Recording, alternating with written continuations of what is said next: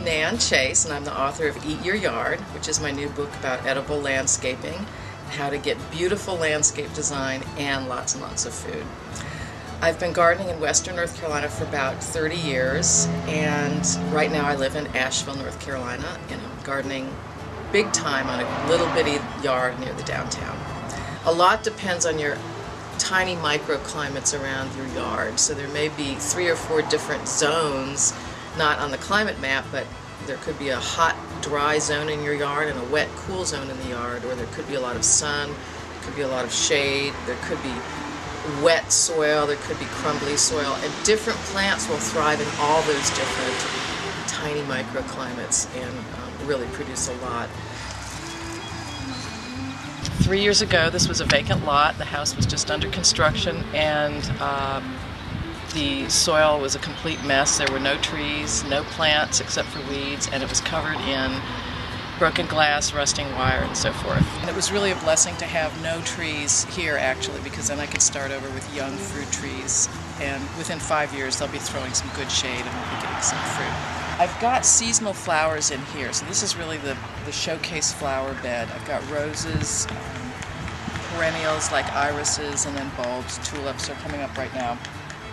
And in between those little spaces, I try to hide some of the vegetables that don't really have a lot of scenic beauty.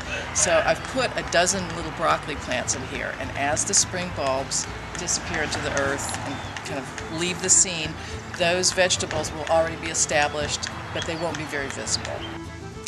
One of the great pleasures of the home garden is eating things fresh out of the yard. So you can get your salad greens, the onions, the chives, the herbs. They're all fantastic fresh, and the fruit is, of course, best right out of the yard. But what's really nice is that when your garden is healthy and productive, you're going to get more than you can use at one particular time. It just seems almost like a sin to waste anything that is so good to eat.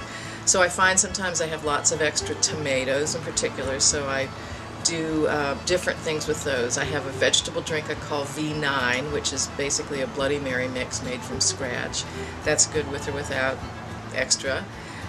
Very nutritious. I like to make a pizza sauce or a tomato sauce that's good for all sorts of Italian cuisine. I like to make crabapple jelly from my crab apples because they're a little bit difficult to eat right off the tree. They're only about that big. What I would say to beginning gardeners is don't expect to have perfection every time. Don't expect everything to be uniform that comes off your trees. It doesn't look like the grocery store. It's not picture perfect all the time. But it's always more delicious and I think always more nutritious.